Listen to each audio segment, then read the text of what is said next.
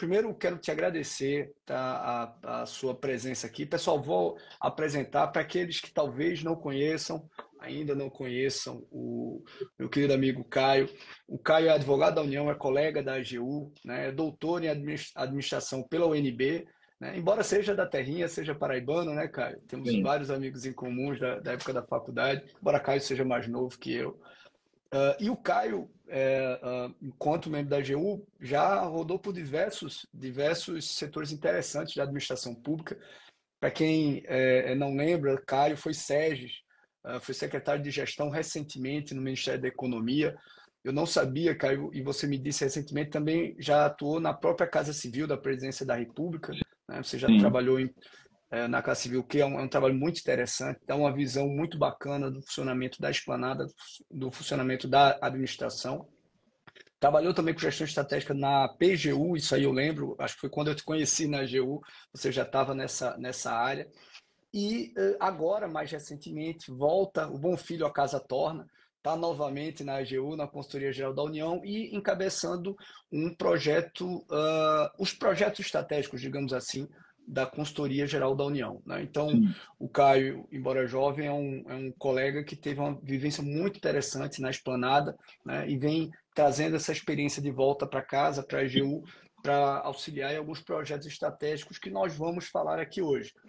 Alguns desses projetos estratégicos podem e devem ser replicados por estados e municípios para o desenvolvimento da atividade consultiva. Então, vale muito a pena, meu amigo Adriu, por exemplo, que está aí capitaneando no município de Jaboatão as contratações públicas e as licitações, muito interessante dar uma olhada naquilo que está sendo planejado, está sendo realizado pela AGU, para replicar, obviamente, dentro das possibilidades por estados e por municípios, tá?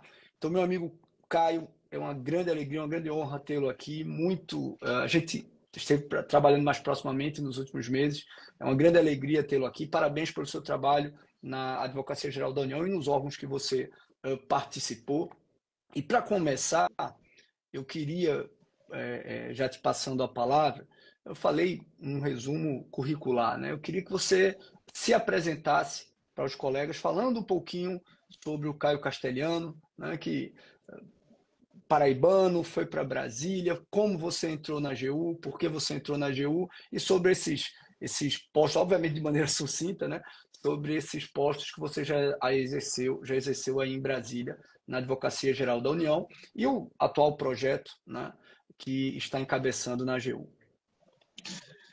Doutor Rony, prazer estar aqui nessa sua live aqui. Você tem um público fiel aqui, merecido, né? Essa sua atuação nacional. Uma honra para mim, né? A honra é minha aqui de participar contigo nesse bate-papo. Bem, sou paraibano aí de João Pessoa, né? Nasci e criado aí em João Pessoa. Me formei aí na Universidade Federal da Paraíba. Imagino que grande parte do seu público, né, pelo menos uma parte boa, expressiva, seja decorrente aí do Nordeste, especificamente da Paraíba de João Pessoa. Estudei tanto Direito quanto Administração aí na UFPB. Quando foi no final do curso, dos dois cursos, eu comecei a fazer concursos, e aí passei tanto para o concurso de advogado da União, quanto para o concurso de um cargo chamado Especialista em Políticas Públicas e Gestão Governamental, EPPGG. Né? Então, já desde aí da fase da universidade, eu tinha essa trilha Do de Ministério do gestão. Planejamento? Do Ministério do Planejamento? Você tinha feito Isso, no aquele Ministério do concurso? Planejamento, exatamente. Ah, que Exatamente. legal, cara. Interessante. Teve uma coincidência de, em 2009, ter concurso tanto para advogado da União, em 2010 teve aliás, tanto para advogado quanto para gestor. Né? O apelido da carreira é gestor, né? É PPGG, gestor. E aí eu passei nos dois concursos, né?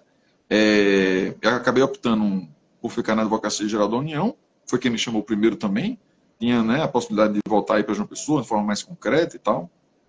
E comecei a trabalhar no Ministério, no então, né, Ministério do Planejamento, Orçamento e Gestão, o MPOG. Trabalhei lá na parte, né, fazendo pareceres, né, na área de RH e na área de internacional e orçamentário econômico. Passei 2 anos e meio nessa atuação, que foi a minha única atuação na área de direito propriamente dito. Embora já no Ministério ministério que se dedique à gestão, né? Eu escolhi lá justamente por isso. Mas aí eu fui para a Procuradoria-Geral da União, para a Coordenação Geral de Gestão Estratégica, e lá comecei a trabalhar com indicadores, com projetos, e dessa minha atuação na Procuradoria-Geral da União, a gente fez indicadores em nível institucional, indicadores em nível setorial, né, cada unidade, indicadores individuais de desempenho para os advogados da União que atuavam no contencioso. Daí eu fui trabalhar na Casa Civil, que você mencionou aí, né, na Presidência da República. Foi uma experiência muito interessante, né? Pela primeira vez eu trabalhei lá fora da AGU, vamos dizer assim, né? Fui requisitado lá para a presidência e tive essa visão mais transversal da administração como um todo.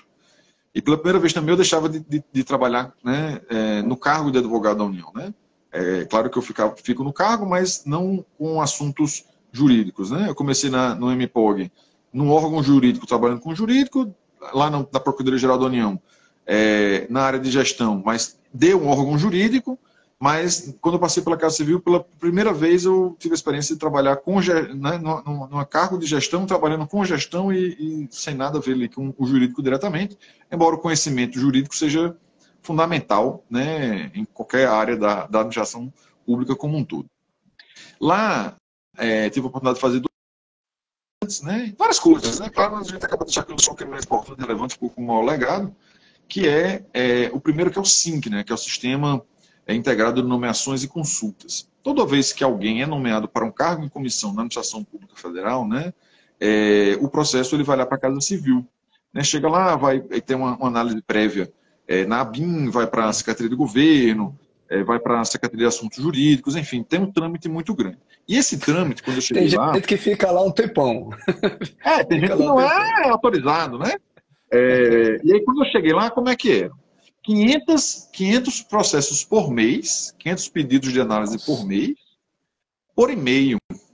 Então, chega e-mail, aí manda e-mail, recebe e-mail, transmite e-mail, vota e-mail, tabela de Excel, e-mail, tabela de Excel, e-mail, tabela de Excel. E os órgãos ficavam loucos, porque não sabiam como é que estava. Eu mandei para lá e virava naquele buraco negro. Né? E aí, vai chegar, está perto, está longe, está andando, não está andando, onde é que está?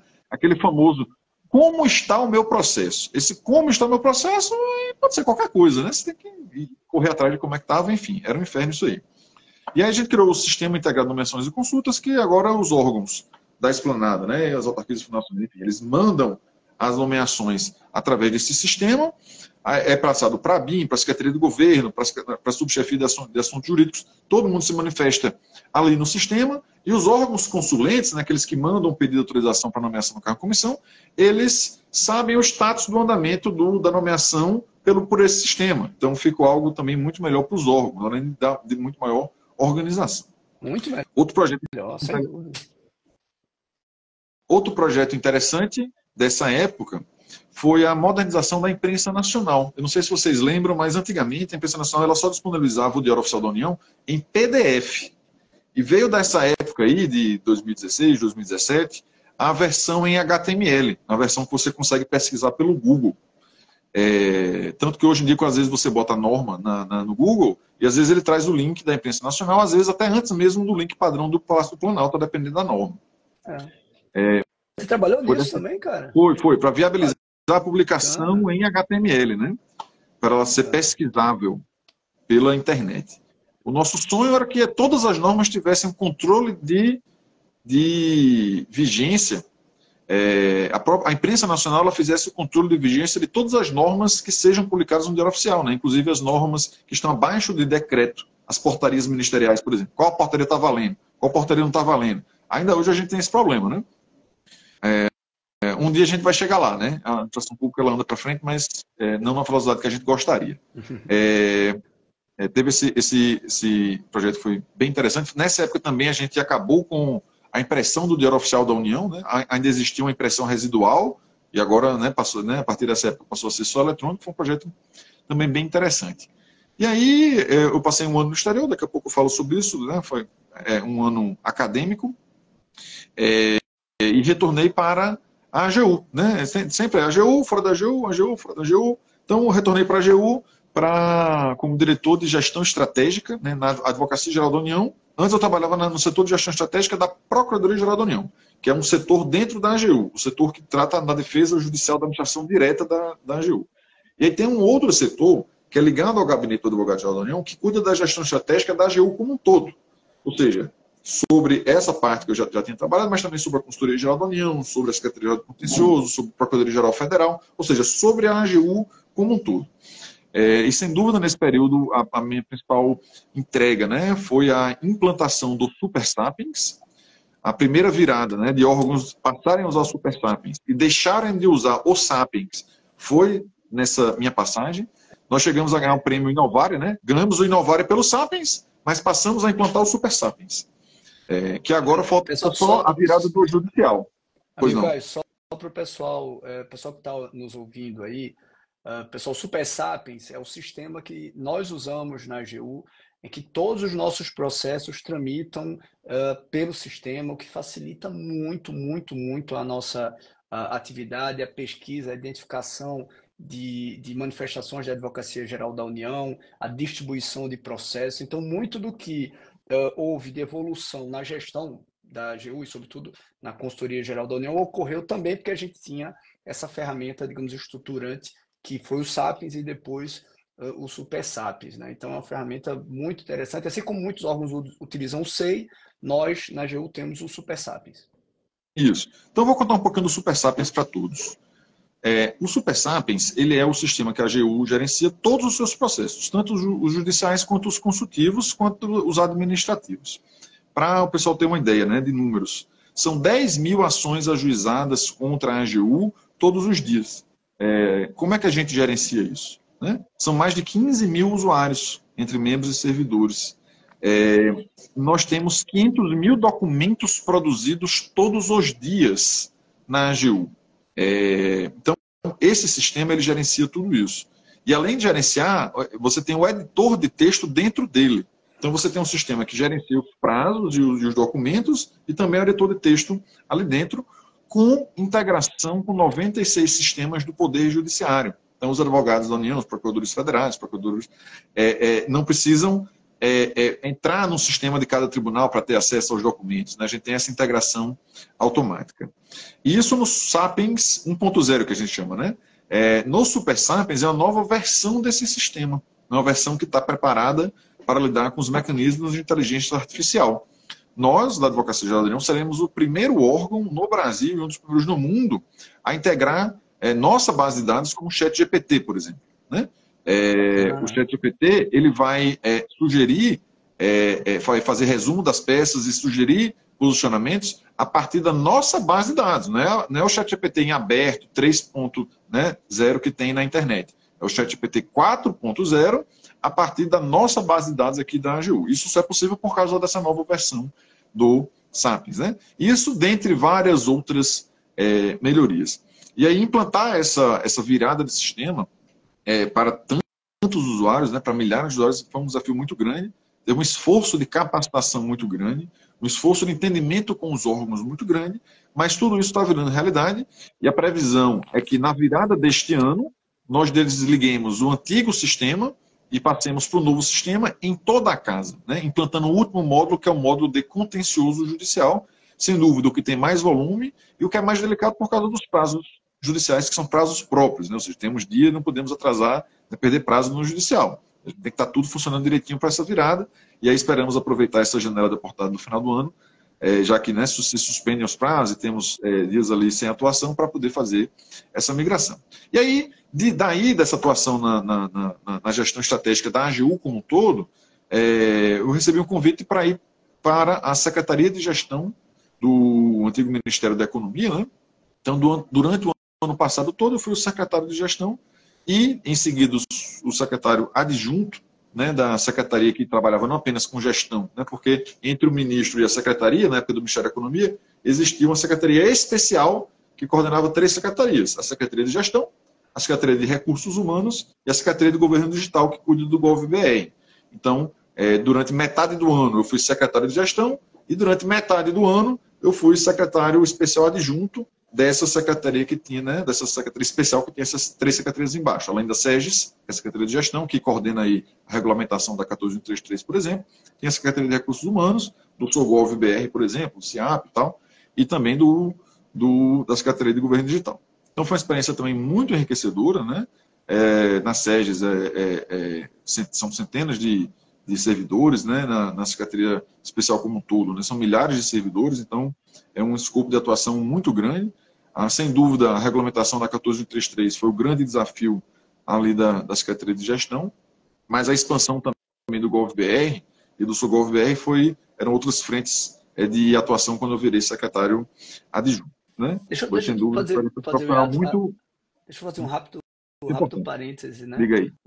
Primeiro quero mandar um abraço, vários alunos premium entraram aqui, professores, né? Já vi Danilo, o Léo, o Mota, vários professores entraram aqui. Um grande abraço, professores e professoras, e além dos alunos e alunas premium. Dois parênteses rápidos, né, meu amigo? Primeiro, em relação a importância da SEG, realmente é interessante como um órgão que começou pequenininho lá, SLTI, foi crescendo. Falando em professor, acabou de entrar aqui nosso amigo Bradson Camelo, um Grande irmãozão. abraço, meu amigo Brad. Bradson está aqui, nosso gênio. E é interessante como a SEGES ela foi crescendo muito por ação, né? Então, ela não está prevista na Constituição, né? Não tinha previsão teoricamente nem legal, mas foi crescendo por ação, reconhecimento, e aí a SLT foi agregando. Hoje a SEGES é um órgão importantíssimo no Poder Executivo, notadamente nessa nossa área de licitações. E do Gov, aproveitar já que você atuou nessa área, parabenizar, né? Porque para mim foi uma revolução digital que nós tivemos com o GovBR nos últimos anos, né? Muito bacana você acessar mais dados facilmente, carteira digital, assinatura digital, aquilo ali me ajuda muito, que eu odiava aqueles tokenzinhos que a gente tinha que pegar, contratar, eu odiava aqueles tokens, e aquilo foi um avanço enorme, meu amigo. Você falou da SEGES você veio aqui para a AGU, né? Isso. Que é o ponto que a gente vai focar. Por favor, fala sobre esse projeto estratégico para a gente entrar no âmago da DR. Bem, então a SEGES realmente cresceu muito, né? Um pouquinho de história. A SEGES ela tem uma parte central ali, que é a parte de estrutura organizacional, né? E de inovação. E de um determinado momento para cá, a parte de licitações, logística, né? O L de logística, vamos dizer assim, que traz tanto a parte de normatização das licitações quanto a parte de tecnologia, eles vieram para a SEGES. Antigamente, no governo federal, tinha a SLTI, ou seja, a parte de logística de TI era junta. Então, a parte de TI ficou separada sozinha, que virou Secretaria do Governo Digital, e a parte de logística se integrou com a SEGES. Eu acho que esse realmente é o melhor modelo para a administração. E daí, dessa época do Ministério da Economia, eu vim aqui para a Consultoria Geral da União. Então, dentro da Advocacia Geral da União, né, tem um ministro, né, que é o Advogado Geral da União, e existe abaixo dele vários órgãos. Um dos órgãos é a Consultoria Geral da União, que faz a parte de assessoramento jurídico e consultoria jurídica para a administração direta, ou seja, para os ministérios e para a presidência da República. Né? E atualmente eu estou no gabinete do Consultor Geral da União, cuidando aqui da gestão estratégica dessa parte consultiva. Então, em breves linhas, é isso. Tenho também a trajetória acadêmica, né? Acabei, depois de fazendo, né? Claro, me formei lá na UFPB em Direito e Administração, mas depois fiz mestrado em Administração, doutorado em Administração, ambos na Universidade de Brasília, na UNB. Durante o doutorado, passei um ano fora do país, na Universidade de Colômbia, como visiting scholar, né? Me ajudou muito na minha pesquisa.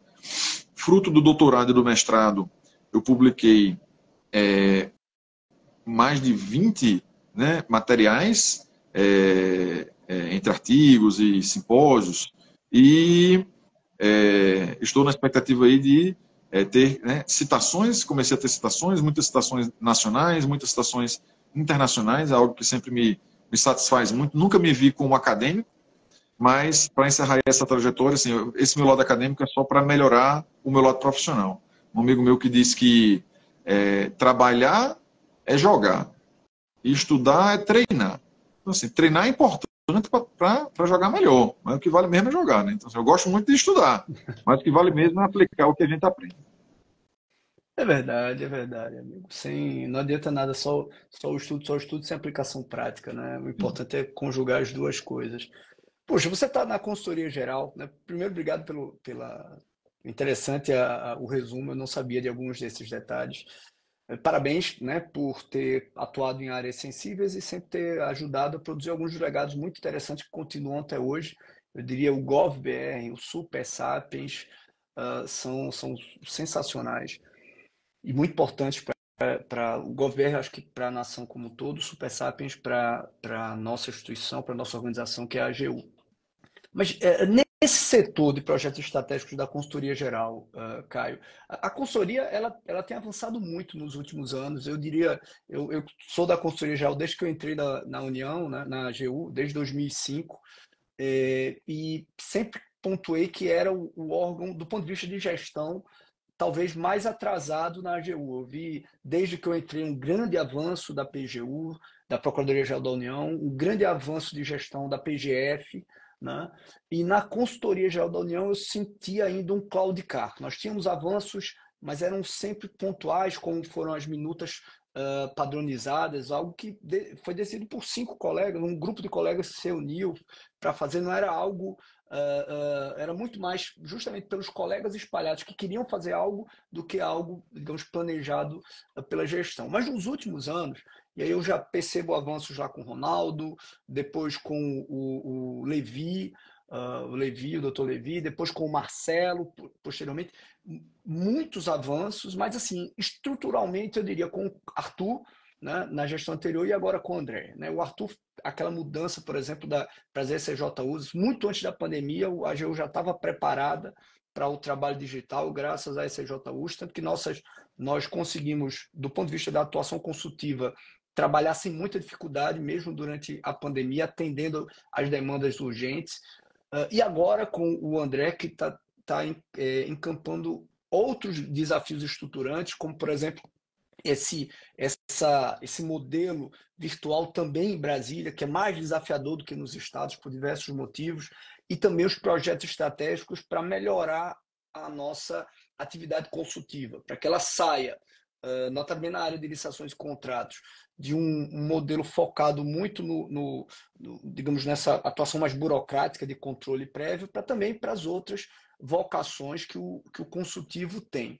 Então, eu tenho participado mais recentemente, né, com você desse projeto estratégico, sendo seu auxiliar, né, você é meu chefe, e fala um pouquinho sobre esses projetos estratégicos, né, essa percepção de que a gente pode ainda mais melhorar a gestão do consultivo da AGU e as ideias que tentam ser implantadas para aperfeiçoar essa atuação. Vamos lá. A gestão estratégica da AGU tem evoluído muito, né? Eu olhava isso aqui de dentro da AGU, mas quando fui para a SERGES eu consegui ter essa visão da Esplanada como um todo, e eu vi que o grau de maturidade da gestão estratégica da AGU é bastante alto.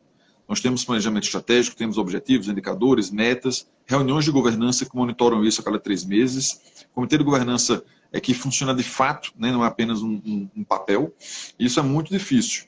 E embora eu seja formado em administração, embora sempre trabalhe nessa parte de gestão estratégica, embora diga que a gestão estratégica na AGU é muito avançada, de fato, aqui na Consultoria Geral da União, demorou um pouco mais para essa vibe, vamos dizer assim, de projetos estratégicos ser implementada, né? Que é essa última fase aí da gestão estratégica. Não adianta você ter indicadores, não adianta ter metas, se você continua fazendo a mesma coisa e não vai conseguir gerar um resultado diferente.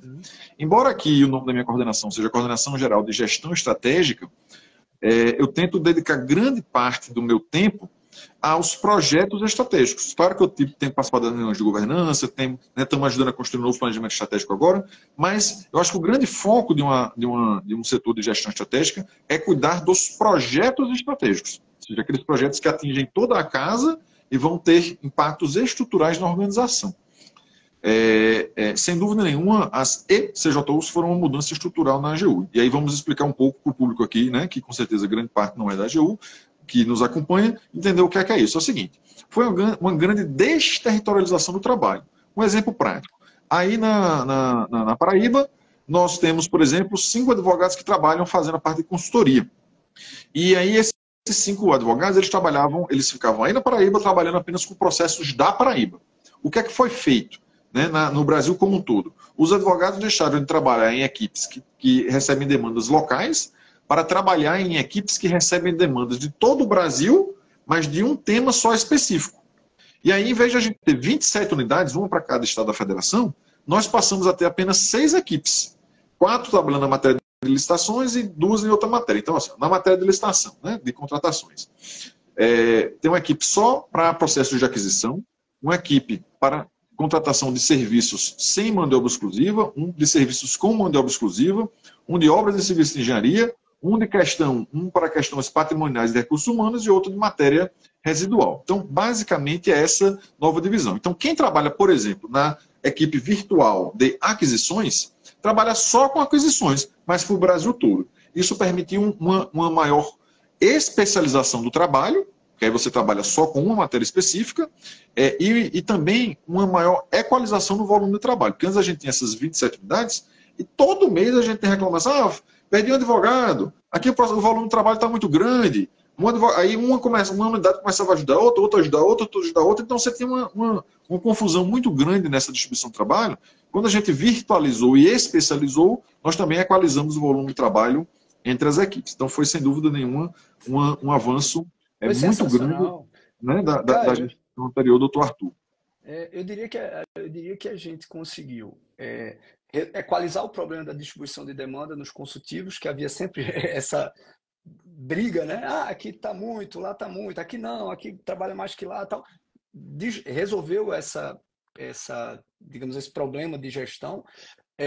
Você começou a gerar expertise, porque as pessoas começam a atuar com aquele tema em específico, você ganha em escala porque você começa a trabalhar mais rápido, você vai produzindo mais enunciados, você vai produzindo colegas com maior especialidade naquele tema que eles estão tratando, e eu diria que, no terceiro, você criou uma vantagem funcional, porque para muitos é quase que uma remuneração indireta a possibilidade de poder estar trabalhando remotamente, né? Notadamente um órgão como a Advocacia Geral da União, um órgão nacional, essa possibilidade de poder estar trabalhando remotamente traz diversas vantagens. Lembrando que na AGU o cara trabalha remoto, mas trabalha, porque tem justamente o Super Sapiens, né? Com o prazinho lá, chega todo dia o processo. Então, eu acredito, do ponto de vista de gestão, um ganho, a gente deveria, talvez, a gente precisaria ter no futuro uma análise de dados, assim, como isso foi produtivo, a ponto de você ter hoje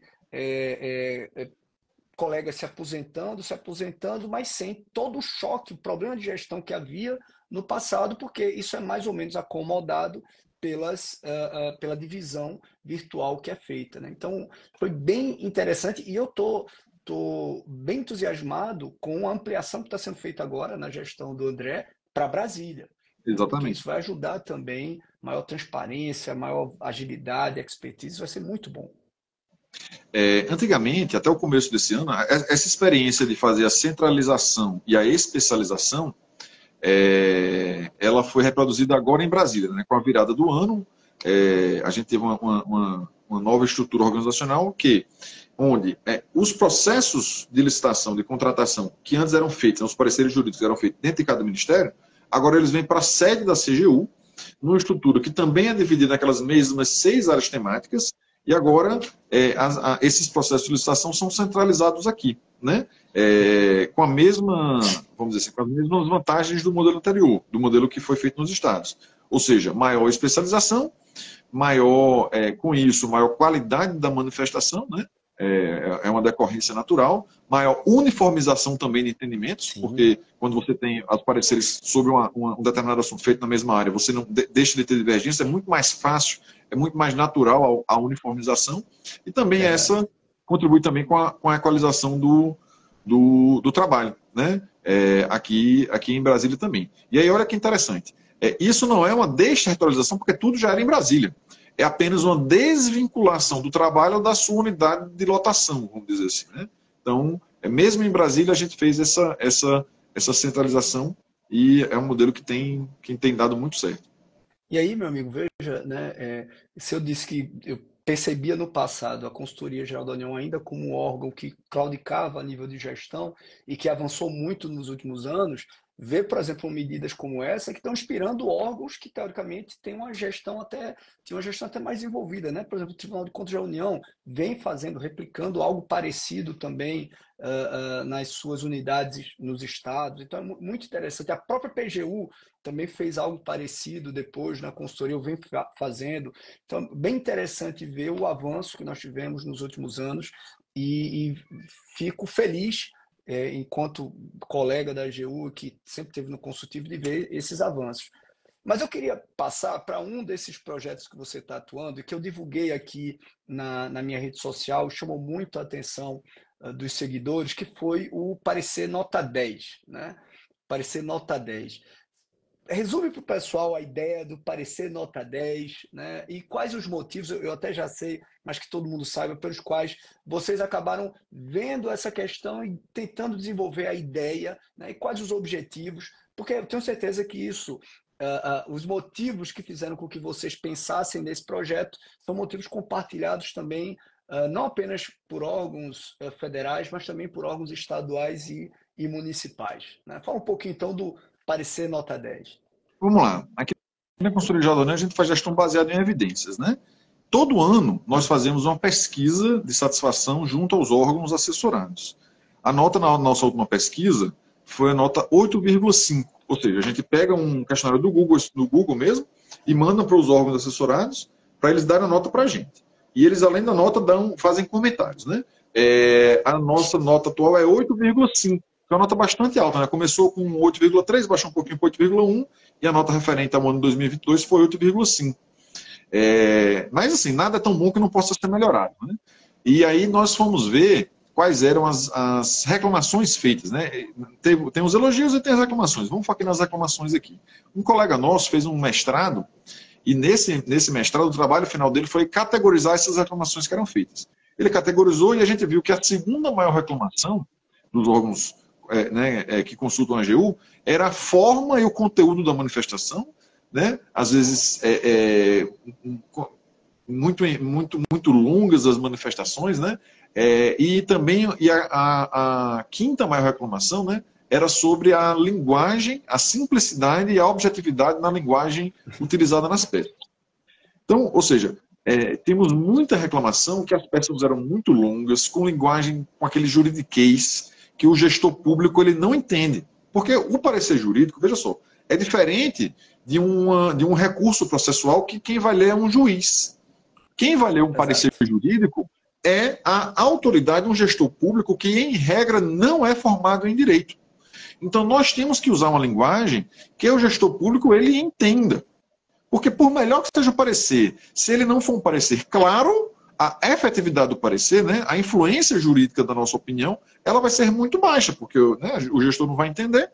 Então, movidos por essa necessidade de melhorar a clareza, a objetividade, né, de atender a essa demanda que nós conseguimos captar através dessa pesquisa, nós criamos o projeto chamado Parecer Nota 10. Veja bem, Parecer Nota 10. Nossa nota atualmente não é 8,5? Mas queremos buscar o 10. Uma das nossas iniciativas é fazer o Parecer Nota 10.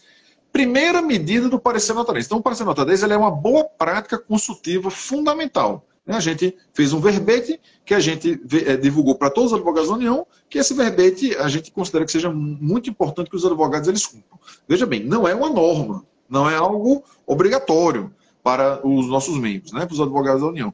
Mas é uma boa prática. Então, espera-se que os advogados eles se esforcem e procurem cumprir. A primeira premissa, né, dessa boa prática é a peça, que o advogado ele busque que a peça tenha até 10 páginas. Então, parecer nota 10, o ideal é que tenha até 10 páginas. Porque quando passa de 10 páginas, complica muito, você gasta muito tempo para ler o parecer, né? A gente até acha que, mas o mais importante não é ter 10 páginas, o mais importante é o parecer ser bom. Mas se ele for bom e curto, ele é melhor ainda, né? Então, a gente se atentar para fazer um parecer enxuto, que ele consiga ser lido e consiga ter esse impacto. O segundo ponto é não usarmos linguagem estrangeira, né? Eu lembro que na faculdade, né, nas aulas de introdução ao direito, em outras aulas também, eu lia livros que o autor ele colocava lá um parágrafo em alemão e pedia, né, como se fosse normal, todo mundo conhece alemão. E a gente sabe que tem colegas aqui que transcrevem linguagem francês, latim, né? Tem os Latin Lovers. Os Latin Lovers são aqueles que adoram latim, né? E salpicam um monte de expressões, a qual, a de quem, né? O gestor não vai entender essas terminologias, né? Ab início, não tem como o gestor entender esse tipo de linguagem. Então, olha, não utilizar linguagem estrangeira ou de difícil compreensão. Esse foi o segundo ponto. Então, até 10 páginas, não usar linguagem estrangeira. Terceiro ponto é transcrever jurisprudência e doutrina apenas quando necessário. Então, assim, você tem que transcrever para justificar a sua posição. Mas você não precisa transcrever 3 páginas e colocar como negrito um parágrafo. Se é importante aquele ponto, transcreve aquele parágrafo. Não é isso?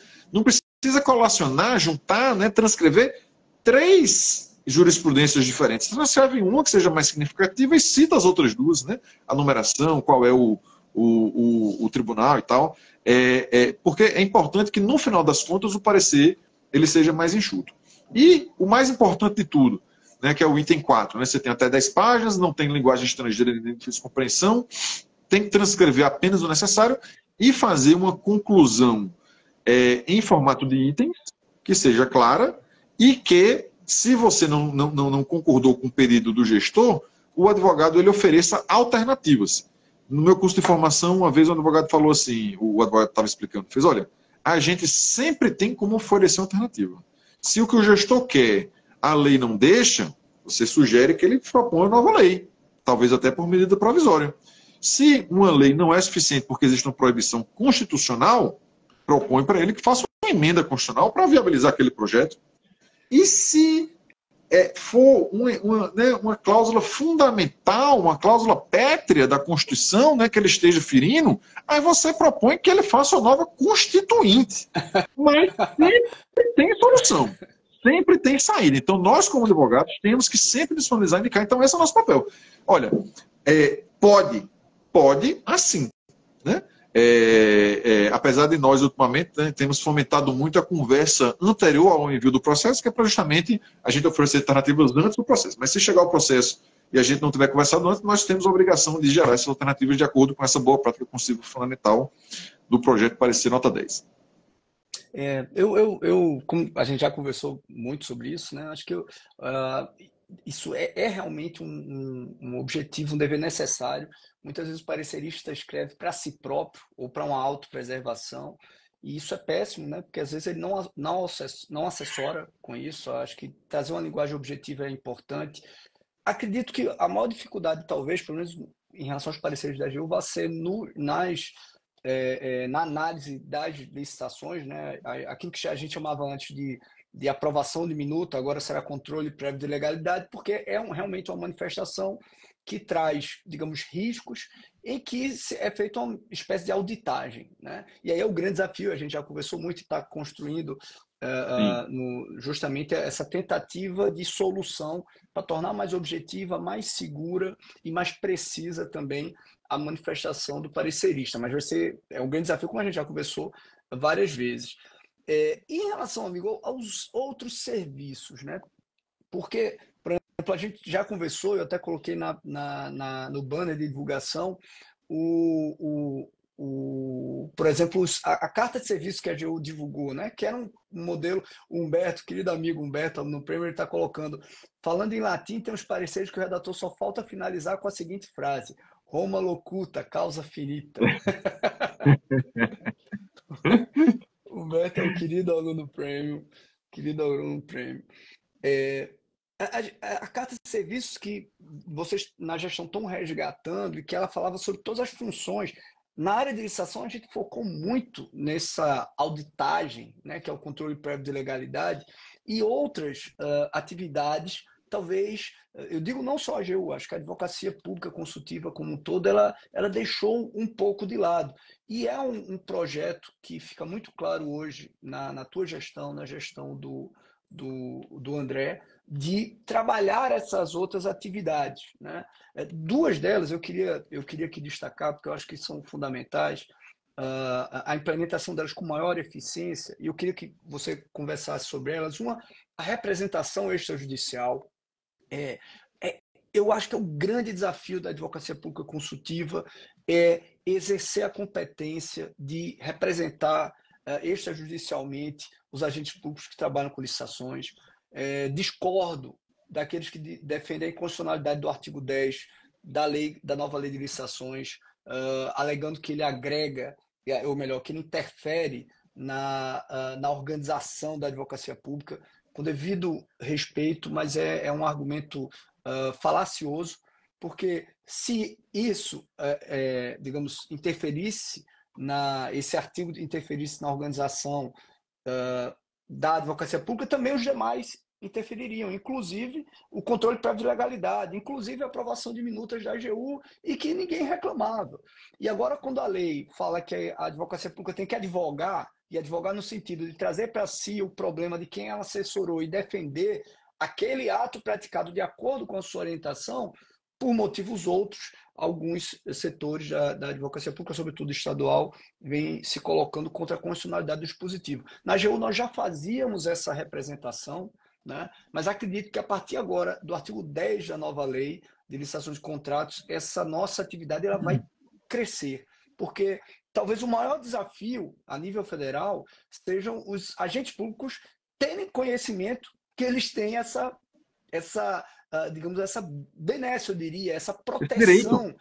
Esse direito, perfeito. Porque, para mim, o que o artigo 10 faz na nova lei é justamente definir, olha, é um direito do servidor que praticou um ato lastreado numa manifestação jurídica, que caso esse ato seja entendido como irregular, ilegítimo, ilegal, ilícito, por um órgão de controle, e é legítimo que seja, porque o órgão de controle tem autonomia para pensar diferente do que orientou a assessoria jurídica, que a assessoria jurídica não se covarde e vá defender a sua orientação, defender o ato praticado de acordo com a sua orientação. Então é muito importante dar essa proteção a bons agentes públicos que praticaram atos lastreados numa manifestação jurídica. E o segundo ponto, que também está na Carta de Serviços e que eu acho que é um grande futuro, é uma grande vocação do consultivo, é a solução dos litígios, né, por conciliação, por mediação e autocomposição. A gente tem já uma lei federal tratando sobre isso desde 2015, mas, sinceramente, embora na AGU nós tenhamos talvez a SECAF como uma grande referência federal, eu acredito, e conheço os colegas muito valorosos que temos na SECAF, eu acredito que nós ainda estamos muito aquém, digamos, do desafio, né? É uma grande vocação, o consultivo tem que avançar mais nisso, mas nós ainda estamos muito aquém do desafio. E talvez uma mostra disso, quase que constrangedora, seja como o TCU agora está fazendo, né? Talvez tenhamos deixado um vácuo e o TCU. E eu acho muito interessante, por exemplo, quando estou em eventos e o ministro Anastasia, o ministro Zira, ministros extremamente qualificados do Tribunal de Contas da União, brilhantes, e eles colocam, né, como um grande avanço essa atuação do TCU nessas conciliações. E era uma competência, teoricamente, da advocacia pública, e talvez nós não tenhamos conseguido, um êxito em realizá-la com a amplitude que fosse necessária, com a segurança, com a agilidade que fosse necessária. Isso deixou um vácuo. Então, se pudesse falar sobre esses dois pontos que estão lá na Carta de Serviço, que eu acho que são grandes desafios para a gestão da AGU, notadamente para o André, para você, representação extrajudicial e essa solução dos conflitos por conciliação e mediação. Sim. Então, para deixar claro para o pessoal aqui, na AGU ela tem 4 competências básicas definidas na Constituição: a representação judicial, a representação extrajudicial, a consultoria e o assessoramento. Aqui na consultoria jurídica da União, na Consultoria Geral da União, a gente faz essas 3 aqui, que é a consultoria, a representação extrajudicial, a consultoria e o assessoramento. Mas muita gente acha que a gente faz só do meio, que é a consultoria. Por exemplo, pareceres em licitações, pareceres em atos normativos. E a gente acha que nossa tendência, acho que a gente tem que ter, é investir no assessoramento e investir na atuação extrajudicial.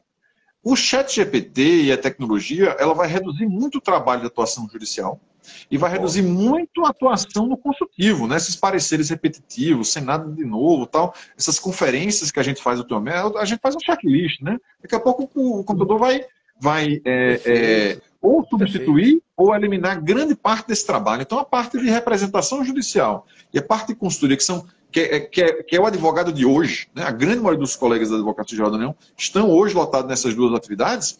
Isso aqui é passado. Perfeito. O que é presente. O que é futuro é assessoramento e atuação extrajudicial. Então, quanto ao assessoramento, porque assim, o ChatGPT, ele não vai apertar a sua mão. Desculpa a interrupção, é porque você falou agora e eu lembro, puxa vida, que bom ouvir isso também, porque desde 2017, 2018, eu tive algumas participações em palestras, eventos na formação dos colegas, né, que egressos do concurso, e era um tema que eu falava, olha, no consultivo, nota no conselho de licitações, ou a gente migra para essas duas, e volta a exercer energia nelas, porque a gente gasta menos de 10% com elas, o 90% eu acho que é aprovação de minuta, né, sobre a SDA 8666, que é uma análise de conformidade, e isso o robô vai fazer. Então, ou a gente ocupa essas competências, ou talvez quando a gente precise ocupar, porque o robô vai assumir essa daqui, porque ele faz mais rápido, ele faz mais barato. Se a gente não fizer isso, talvez essas outras já estejam ocupadas. Então, é uma questão estratégica olhar para essas competências de assessoramento e de representação, concordo plenamente. E naquela pesquisa, Rony, que a gente faz com todos os órgãos todo final de ano, sobre a nossa nota e quais são os elogios e críticas, a segunda maior crítica foi sobre a forma e conteúdo e a complexidade dos pareceres. Mas a maior crítica de todas foi quanto à proximidade com o gestor. Não apenas para um serviço específico, uma defesa do gestor, mas assim, para todos os serviços. Então essa foi a nossa maior reclamação. E aí daí nós criamos um projeto chamado assessoramento personalizado. Como é que funciona ele? As autoridades, né, do nível X para cima, aqui no caso quem estiver acostumado com o nível da administração pública, DS5 para cima atualmente, FCE e CCE 15 para cima, os diretores para cima, diretores, secretários e ministros, eles têm um contato de um advogado via Zap para demandar tudo que eles precisem da AGU. Tudo o quê? Todos os 11 macroserviços que estão aqui nessa carta de serviços. Como é que funciona essa carta de serviços? O advogado visita o gestor, proativamente pega o contato do Zap, manda uma mensagem para o gestor, depois visita o gestor presencialmente e coloca aqui, não sei se você vai dar para ver aqui, coloca aqui o nome do gestor, o nome do advogado e o telefone do advogado que vai atender diretamente aquele gestor. Porque toda vez que você precisar da Advocacia Geral da União para tirar uma dúvida jurídica, para demandar uma conciliação, para demandar uma defesa do agente público, este advogado que está, né, lhe prestando um atendimento personalizado, ele vai ou resolver a questão diretamente, por exemplo,